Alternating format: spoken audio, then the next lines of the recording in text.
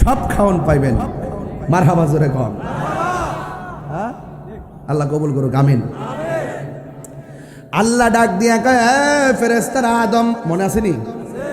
ফেরেশতারা মায়ের তলা থেকে গলা পর্যন্ত বানাইলেন। আল্লাহ বলে, রাখ রাখ, চেহারাটা আমি আল্লাহ নিজের হাতে ডিজাইন করব। চেহারাটা দেখেন তো, মিজান ভাইয়ের চেহারা, আমার চেহারা, আবার বাজির চেহারা, আমরা একসঙ্গে 4টা টেবিলের মধ্যে 4 চেয়ারে 4 জন বসা নাকি? নাক কিন্তু ঠিকই আছে, ঠোঁট কিন্তু ঠিকই আছে, চোখও ঠিক আছে, কিন্তু একজনের সাথে আরেকজনের মিলে। ওহ, কত অপরূপ, কত অপরূপ! সুবহানাল্লাহ কোন? সাধারণ কথা না, এটা অনেক কঠিন ব্যাপার। গভীর মনোযোগ। হে যুবক, আল্লাহ কই, রাখ রাখ, খলাকতু বিয়াদাইয়া, আমি আল্লাহ আদমের আমি আল্লাহ মানুষের চেহারাটাকে নিজের হাত দিয়ে বানাইছি। ফি আই সূরাতিন মা শাআ রাক্কাবাক, আমি আল্লাহ যেমন ভাবে চাইছি এমন ভাবে আমি আল্লাহ আদম বানাইছি। জোরে জোরে কি সুবহানাল্লাহ বলা যাবে না?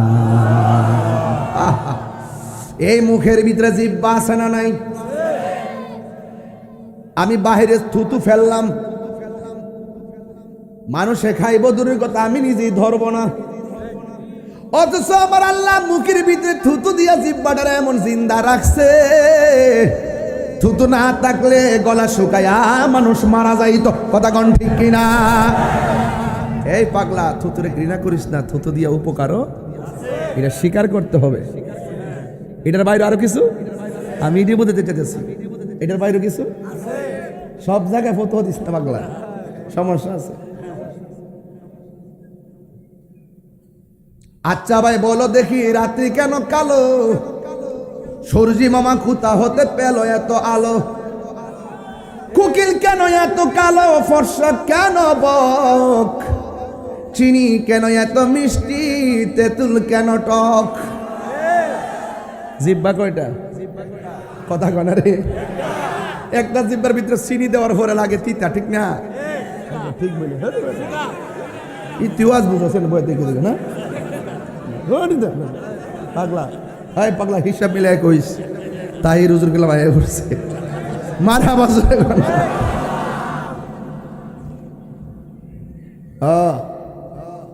চিনি দিলে লাগে কি? আরো জোরে। তেঁতুল দিলে, তেঁতুল দিলে, মরিচ দিলে, মরিচ দিলে।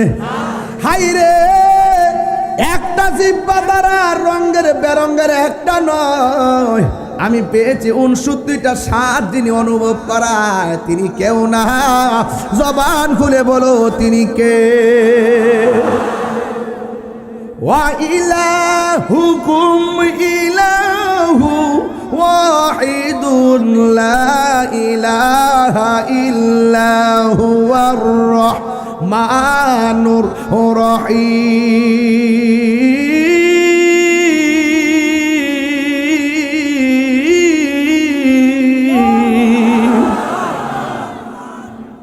অনেকগুলা স্বাদ অনুভব করাইছে কে? আল্লাহ বলে, ও বান্দা, ও ফেরেশতারা, আমি আল্লাহ ডিজাইন করব। আল্লাহ রাব্বুল আলামিন ডিজাইন করলেন, সোজা দাঁড়াইস, সুবহানাল্লাহ। ভিতরে রূহ দিছে। আল্লাহ এত অন্ধকার লাগে থাকতাম না, আবার দিছে। ওরে আল্লাহ এত অন্ধকার লাগে আর থাকতে পারবো না। তৃতীয়বার যাওয়ার পরে কো, আল্লাহ এত সুন্দর জায়গা আর বাইরেতাম না। সাথে সাথে আদম নবী একটা হাসি দিছে। কি দিছে?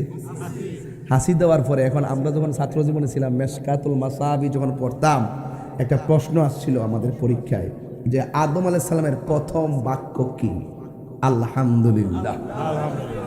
প্রথম বাক্য কি?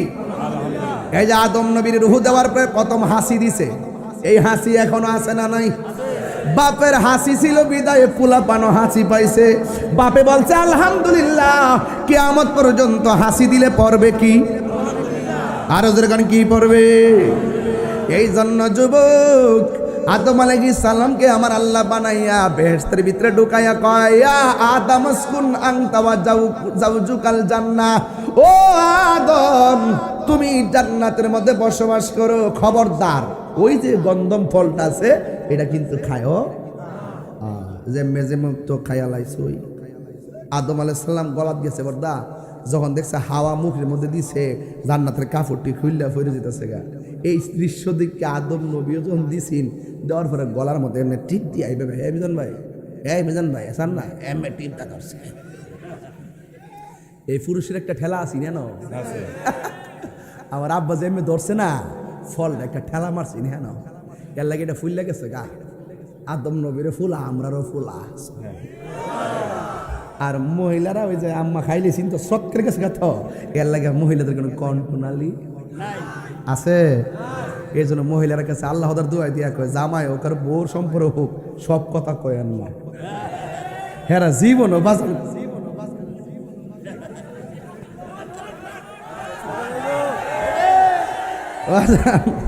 বাজার কি যে খেলা আল্লাহ পাক প্রেমের খেলা খেলাইছে।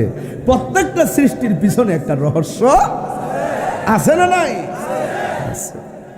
যাক পাঠাইছে আল্লাহ দুনিয়াতে, কোথায় পাঠাইছে? ওই যে কইছে খাইস না, খাইছে আল্লাহ কইছে হবে না, বাইরে যাও। আদম আলাইহিস সালাম পাঠাইছে শ্রীলঙ্কা। আদম আলাইহিস সালাম প্রথম পাঠাইছে কোন দেশ? শ্রীলঙ্কা। আর মা হাওয়ারে পাঠাইছে জেদ্দা। একজন এই প্রান্তে আরেকজন, আর কাহারোর সাথে কাহারও কোনো দেখা। শেষ পর্যন্ত আদম আলাইহিস সালাম আল্লাহর কাছে অনেক তওবা কান্নাকাটি করছে, রব্বানা যালামনা আনফুসানা ওয়া ইন লাম তাগফির লানা ওয়া তারহামনা লানাকুনান্না মিনাল খাসিরিন। এরপরে লাস্টে বলছে আল্লাহ তুমি আমার এত ডাকলাম, তুমি আমার মাফ করলা না, তবে তুমি তোমার বন্ধু নবীর উসিলায় মাফ করে দাও। আল্লাহ কয় আদম কাইফা আরাফতালে মোহাম্মদ, তুমি নবীরে কেমনে চিনছো? আদম আলাইহিস সালামকে আল্লাহ যখন তুমি আমাকে বানাইছো তখন আমাকে যখন ভিতরে রূহ দিছো, ফারাইতু আলা সাকিল আরশ, আমি আরশের চৌকাঠের দিকে তাকাইছিলাম, তাকায় দেখেছি ফাফিহি মাকতুবান লা ইলাহা ইল্লাল্লাহু মুহাম্মাদুর রাসূলুল্লাহ। আমি দেখেছি আরশ আজিমের মধ্যে এক পাশে আল্লাহর নাম, আরেক পাশে তোমার বন্ধুর নাম। নিশ্চয়ই তাকে অনেক মহব্বত করে। কেউ যদি লেখে D+T কেমন লাগে বিষয়টা? কেমন লাগে? বোঝা যায় যে ডি এবং টি এর সাথে একটা অভূতপূর্ব প্রেমের সম্পর্ক। ফোলাফান অনেক আছে না হাত কাটটা লাগে ফুইরাল আসেনি, বেহব দিকে পরে বেহবটা পুরো স্কিল লেগিয়া পছন্দ হয়েছে, বিয়ার প্রস্তাব দেয় ডাইরেক্ট বিয়া করে লই কথা কেন ঠিক না বেটি? প্রেম দরকার কি? নাইলে আমার কাছে কো, আমি কি মরে গেছি কেদেশ? তোমার আব্বা আব্বার কম মাছ বিয়া। হ্যাঁ, এরপরও কিছু রুজি রোজগার করলে ভালো, কারণ বোর্ডার তো ভালো তুইব কথা কন ঠিক না বেটি? এই জন্য একটু সব ক্ষমতা তৈরি করে বিয়া করলই বালা, নাইলে কিন্তু অভাব যখন গড়ে দেখা দেয়, ভালোবাসা গেলাম জানালা দিয়ে ভালো জায়গা। বহুত ফেমের বিয়া দেখছি, রাত্রেবেলা ভালোই, দিনের বেলা কানতে কানতে জীবন শেষ। আবার কিছু ফুল আমার আছে বিয়ার সাথে না হইলে এক রশির মধ্যে লাগাই ওই মেন্ডা গাছের উপরে ওঠে, বরণ গাছের উপরে ওঠে, আম গাছের উপরে ওঠে, ওইটা আমাদের একটা রশি লাগায়, হে আমাদের একটা লাগায় ও ডাইলের মধ্যে ফিটিং করে তোমাকে জানে বাজবো না। এবার পরিষ্কার ভাবে এক রশির মধ্যে দুই জন লাগিয়া যখন কয় I love you, I want you, kill for love, with my love ইত্যাদি ইত্যাদি বলার পরে তখন মানে প্রথম তো লাগাইছে তো বালা বালা, যখন রুনুর কামালি রশিটা ছেড়ে দেয় আব্বা আমারে বাঁচাও, আব্বা আমারে বাঁচা।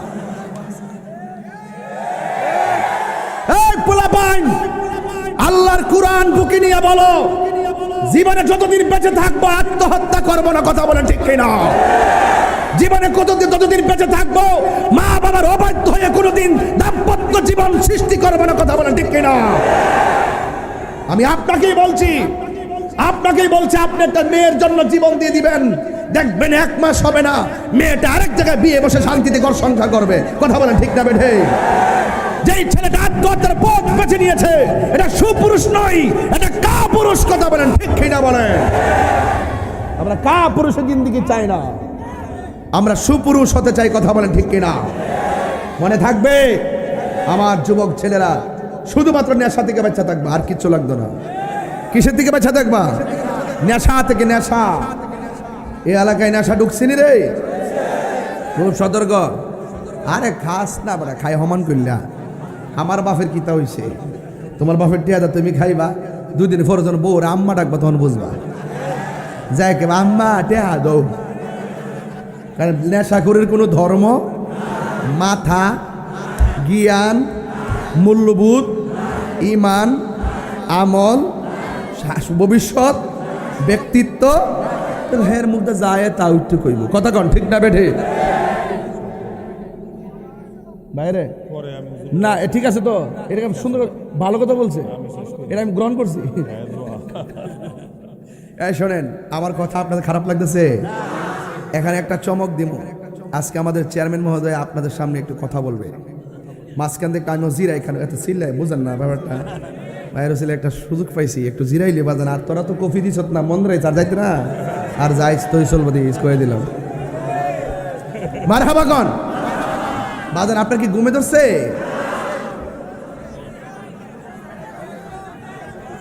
এই ঘোষণা কর,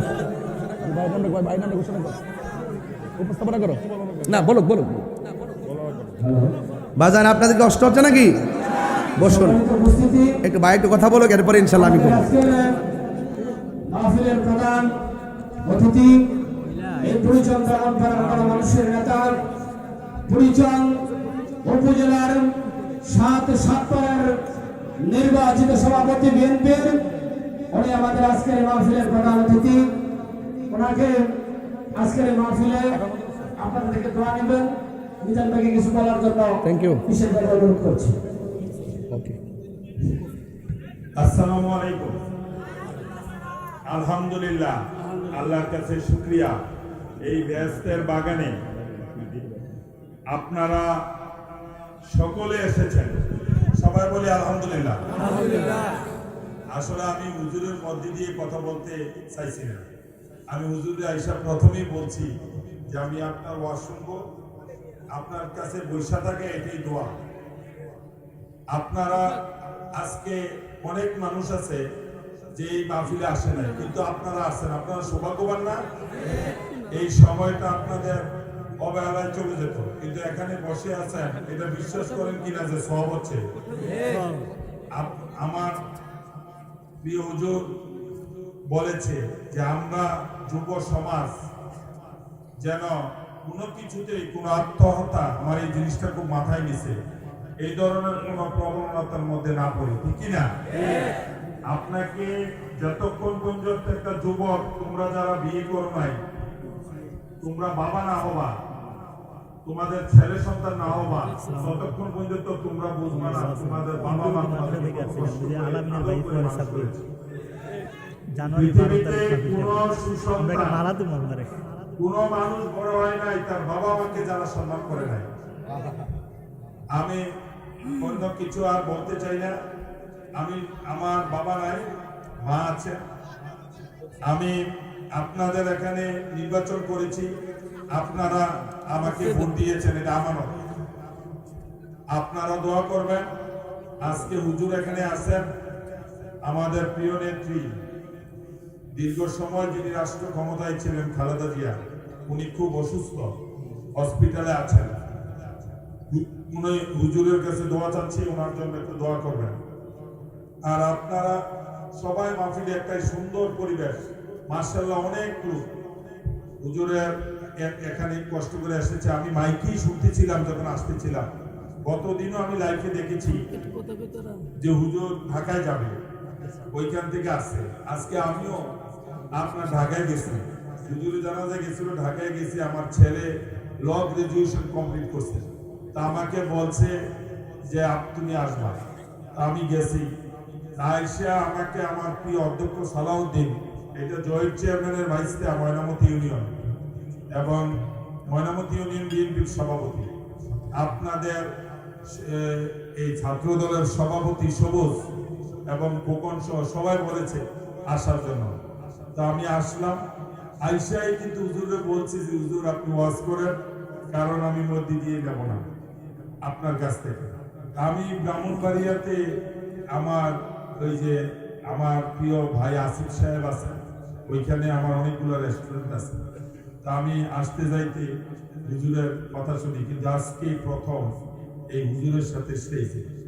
তা আপনারা সুন্দরভাবে যুবক ভাইয়েরা যারা আছেন, এই সবাই সুন্দর করে হুজুরের আলোচনা শুনবেন। আমিও হুজুরের শেষ পর্যায়ে আমার প্রিয় নেত্রী আমাদের খালেদা জিয়া, ওনার জন্য দোয়া করবেন। এই দোয়ায় আমরা অংশগ্রহণ করব। আমি শুধু যুব সমাজকে বলবো, বিগত একটা সময় গেছে মিডিয়াতে জিয়া পরিবারকে নিয়ে আপনারা হয়তো কোনো কিছু প্রচার করতে দেখেননি। এই যে মিডিল ইস্টে গেছে, শুধু একটু বলি, এটা সব জায়গায় বলি, বাদশার জন্য কোন নেতা যখন যাইব, কি নিব? আমরা সৌদি আরবে বাদশার জন্য কিছু নিতে পারবো?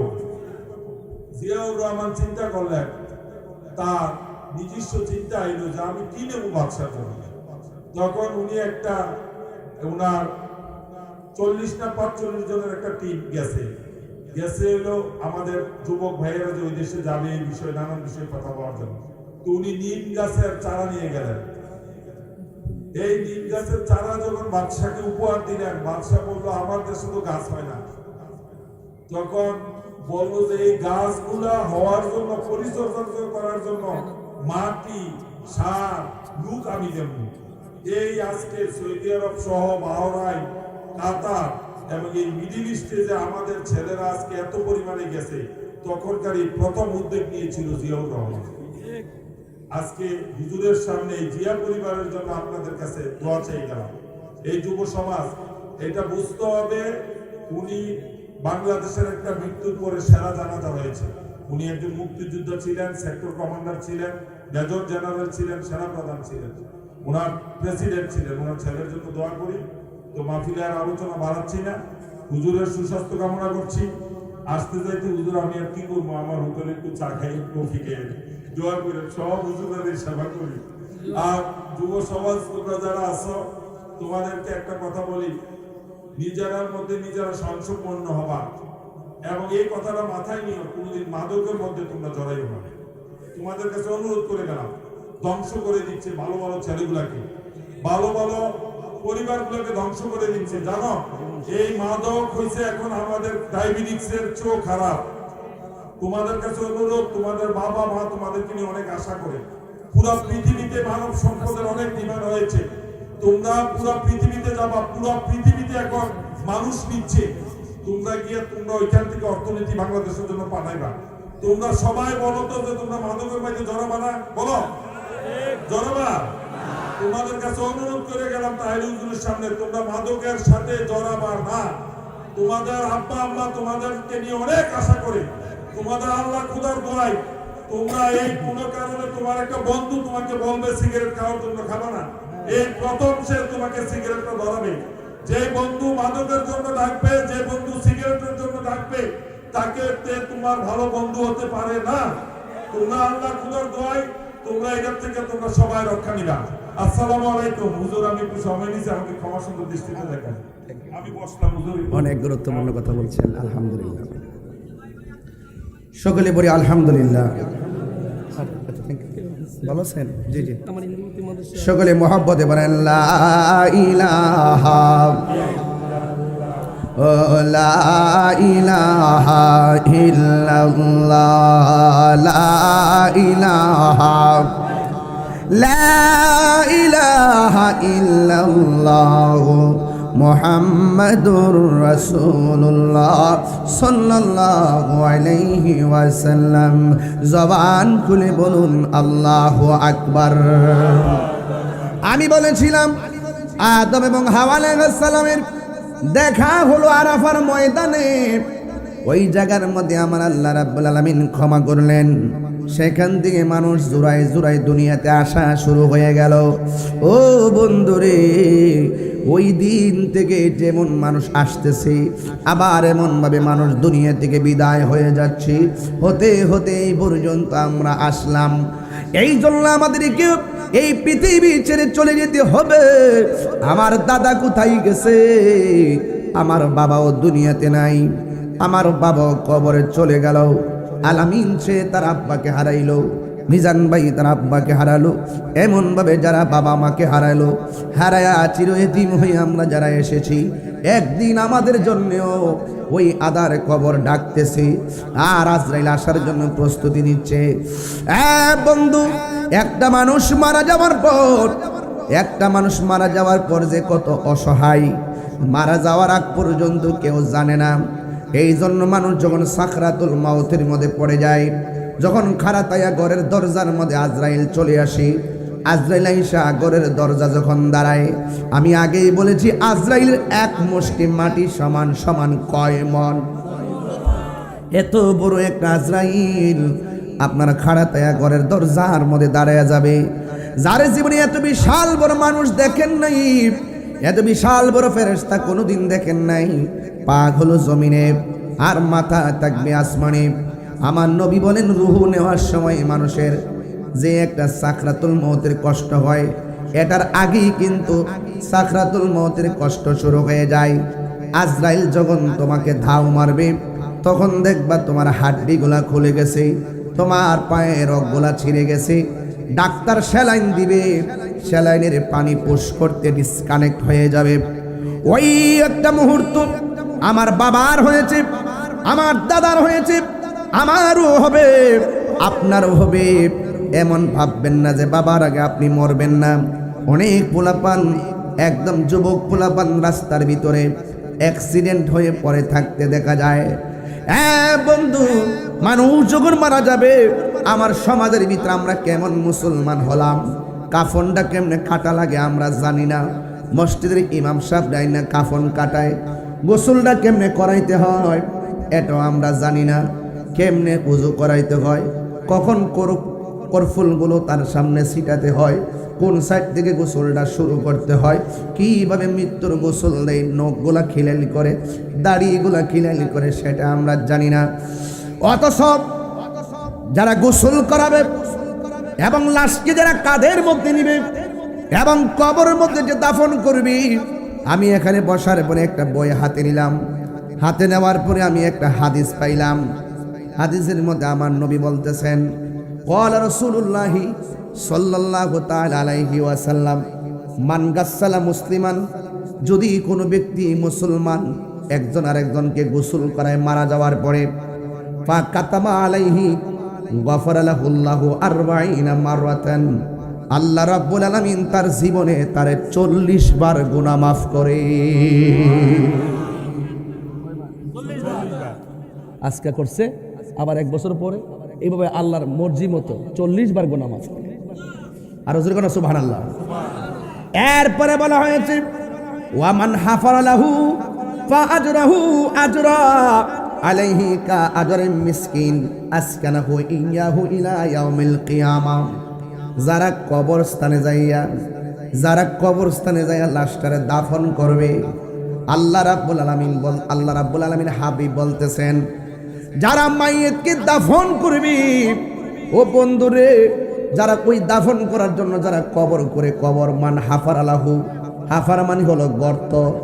যে ব্যক্তি কবরস্থানে যাইয়া মৃত ব্যক্তির জন্য কবর করবে, আমার নবী আপনার নবী বলেন কয় আসকানাহু ইয়াহু ইলা ইয়াউমিল কিয়ামা, কিয়ামতের দিন আমার আল্লাহ রাব্বুল আলামিন ওই জান্নাতের মধ্যে বসবাস করাবে। জোরে কোন সুবহানাল্লাহ। এরপর বলতেছে ওয়ামান কাফানাহু কাসাহুল্লাহু ইয়াউমাল কিয়ামাতি মিন সুন্দুসিন ওয়াস্তাবরাকাল জান্নাতা। আল্লাহর হাবিব বলেন, যারা ওই মাইয়িতকে কাফন পরাবে, আজকে আমরা কাফন ধরতেও যাই না। আল্লাহর হাবিব বলে, উম্মত, যারা মাইয়িতকে কাফন পরাবে, আমার আল্লাহ তার জন্য স্বর্ণ দিয়া ড্রেস বানাইব। যেরকম কি দিয়া ড্রেস বানাবে? স্বর্ণ রেশমি কাপড়ে, স্বর্ণ খচিত রেশম দিয়া আমার আল্লাহ সুন্দর করে তার জন্য কাফন পরাবে, তার জন্য কাপড় বানাবে। তার মানে বোঝা গেল, গোসল করার সময় এক বদনা পানি দিয়ে তারা সহযোগিতা করবেন, কাফন পরানোর সময়, কাটার সময় এক সাইড দিয়ে ধরবেন। আবার কবর কুড়ার সময় দেখবেন, কবর কুড়ার সময় যায় মাঝে মাঝে তার সঙ্গে শরীক হবেন। আপনারা খারাতায়ার মানুষ, জবান খুলে বলুন সওয়াব আছে না নাই? মুসলমানের ঘরে জন্মগ্রহণ করেছি, গোসলখানা যায় পেটের মধ্যে চাপ দিবেন। কিসে চাপ দিবেন? পেটের মধ্যে চাপ দিবেন। পেটের মধ্যে চাপ দেওয়ার পরে পায়খানা বের হতে পারে, মলমূত্র বের হতে পারে, টিস্যু দিয়ে গামছা দিয়ে পরিষ্কার করে দিবেন। ঘৃণা করবেন না। লাশটাকে নেওয়ার সময় কাঁধে তুলবেন, ঘৃণা করবেন না। আরে মুসলমানের ঘরে জন্মগ্রহণ করেছি বলেই তো বেশি গরম পানি দেয় না, বেশি ঠান্ডা পানি দেয় না। মৃত্যুর গোসলটা কুসুম গরম জল দিয়ে করা হয়, মায়া কইরা কাফনটা পরানো হয়, মায়া কইরা কাদের মধ্যে নেয়, মায়া কইরা কবরের মধ্যে শোয়ায়। কত মায়া, কত মায়া, কত মায়া। ও বন্ধুরে, এই পৃথিবীর বন্ধু বান্ধব সব তোমারে ভুলে যাবে। যেই মানুষটা মাঝে মাঝে ঢেকুর দিয়ে ক্রন্দন করে উঠবে, ওই মানুষটার নাম হলো জনম দুঃখিনী মা। ঘরের কোনায় বইয়া বইয়া তোমার জন্য কাঁদবে। মায়ের কান্দন যাবত জীবন, 2-4 মাস বোনের কান্দন রে, গরির পরিবারের কান্দন কই একদিন পর থাকে না। দুঃখের দরদি আমার জনম দুঃখী মা, গর্ভধারিণী মা, জনম দুঃখিনী মা। দুঃখের দরদি আমার জনম দুঃখী মা। মার কান্দন সারা জীবন পোলা পান্ডে হারাইয়া পাগল হয়ে যায়। এই জন্য আমার যুবক ভাইয়েরা, একদিন কবরে চলে যেতে হবে। কবর মাটিটা বড় সাংঘাতিক। বেনামাজি হইয়া কবরে গেলে মাটি চাপা মারবে। মা বাবার মনে কষ্ট দিয়া গেলে হাসরের ময়দানে গায়ের ভিতরে আগুনের শিকল পরাইয়া দেওয়া হবে। হ্যাঁ বন্ধু, আমি তাহিরি ওয়াজ যদি 30 সেকেন্ডের জন্য ভালো লেগে থাকে, আল্লাহর ওয়াস্তে জীবনে কোনোদিন নেশা করবেন না, জীবনে কোনোদিন নবীর বিরুদ্ধে কথা বলবেন না, জীবনে কোনোদিন ওলি আল্লাহর বিরুদ্ধে কথা বলবেন না, জীবনে কোনোদিন মা বাবার মনে কষ্ট দিবেন না। যার নাই সে বুঝে বাবাকে হারা ব্যথা কত। আমি বাবারে হারাইছি। আজকেও কিন্তু ঢাকায় একজন মানুষের বাবার কবর আমি জানাজার নামাজ পড়েছি। এ বন্ধু, ওই বাবা মারে যে বিদায় দেয় তার মনটা মানে না। এই জন্য আমি প্রায় মাহফিলের মধ্যে বলি, বাবা গো বাবা, বাবা গো বাবা, বাবা তুমি কেমন আছো ছোট মাটির ঘরে, তোমারে কথারি দই মাঝে পড়ছে বারে বারে। বাবা গো বাবা, বাবা গো বাবা। কত আদরে কত স্নেহ তোমার কাছে পেলাম, সব কিছু হারিয়ে আজকে নিঃস্ব হয়ে গেলাম। কত আদরে কত স্নেহ তোমার কাছে পেলাম, সব কিছু হারিয়ে আজকে নিঃস্ব হয়ে গেলাম। ভালোবাসি তোমায় বাবা, বুকটা যে যাইছি রে। ভালোবাসি তোমায় বাবা, বুকটা যে যাইছি রে। তোমার কথারি দই মাঝে পড়ছে বারে বারে। বাবা গো বাবা, বাবা গো বাবা। ভাই পায়ে ধরে কই, আমি বাপ হারাইছি তো। পৃথিবীতে একটা বট বৃক্ষ বাবা, যার মাঝে শুধুমাত্র ছায়া, মমতার ছায়া। যার বাপ নাই সে পাগলের মতন যে ঢাল ধরে সে ঢাল ভেঙে পড়ে। যার মা নাই তাহলে মা হলো মা মমতার চাদর, যেই ঘরে সেই চাদরটা নাই। হাজার ব্যাংক ব্যালেন্স থাকতে পারে, বাট মনে শান্তি নাই। এই জন্য আমি আপনাদেরকে বলবো, যেই মুহূর্তে যে টানটা দিয়েছি, সব বিপ্লবানের চেহারাটা নীরব হয়ে গেছে। আমরা সত্যি মা বাপের পাগল, মাঝে মাঝে বিয়াদবি করে ফেলি। আল্লাহ আর ডাক দেন, আল্লাহ বলেন আল্লাহ। আমরা মা বাপের অনেক কষ্ট দিছি, আল্লাহ আপনি মাফ করে দেন। বলেন রব্বির হামহুমা কামা রব্বায়ানি সগীরা। রব্বির হামহুমা কামা রব্বায়ানি সগীরা। আল্লাহ আমার বাপ মার এমন ভাবে মায়া করো যেমন ভাবে বাপ মা আমরা ছোটবেলা মায়া করছে। হ্যাঁ, এটার বাইরে কিছু আছে কি রে এটা? দেখছি তুমি 10 মিনিট আগে দিছ, ফার্ম কিনা জানি না, নগদ না বাকিতে, দুটাই। আচ্ছা দুটা হলে তো সময় লাগবে, এখন সময় অত কম। আচ্ছা যাক, তারপরে একটু ট্রাই করি। আপনারা যে মানুষগুলো আসছেন, যদি আল্লাহর ঘর মসজিদে যদি মাত্র 100 করে টাকা দেন 1 লক্ষ টাকার উপরে হবে। এখন দিতেন না তো জানি, এক মাহফিল গেছিলাম, দেনা ফর্দা কইছিলাম যে আল্লাহ যারা টাকা পয়সা দিছে না এদের সবাই টাকা পয়সা কবর লয়ে যাওয়ার তৌফিক দিও। ও আমিন বলি। আর এটা কি থাকছে রে? আরে তুই আর এক সিনেমা ওইটা কি তারে এটা বলে আমিন বলে দোয়া দি গরম দি। যাই হোক, এই বাবা মসজিদটা কার ঘর? কর না বাজি, মসজিদ কার ঘর? আল্লাহর ঘর। সে আল্লাহর ঘরের জন্য এটা কি নতুন হবে নাকি টিনের ঘর? এখন কি মানে নতুন করে আবার করবেন? আচ্ছা ঠিক আছে, এক মাহফিল থেকে তার সব টাকা তোলা সম্ভব না, তবে একটা মেসেজ দিয়ে গেলাম যে এই এলাকাতে মসজিদ একটা হবে। আপনার যারা এখানে আসছেন, এই এই এই চাদর, এই বাজান, এ দরস না রে, কস না আমি ডাকতাছি বাজান কয়ও আমি বোন নাও। আরে বাপরে বাবা, যে বেড়া যে দূর দিতেছে বেড়া আজকে আটকে তো না। ও বয়ে গেছে কাদি? আরে মাশাআল্লাহ বয়ে গেছে, মাশাআল্লাহ আল্লাহ দিছো। আচ্ছা আস্তে আস্তে আস্তে বুঝছি, আমি যেই লাইনে যাই আপনার এই লাইনে যান। তাহিরি গরম হলে মাঠ গরম, ঠিক ঠিক এখন তুই যেমনি গোতা মারছ একটু করিস। আমি মনে হচ্ছে বুলেট মারতেছে আমার।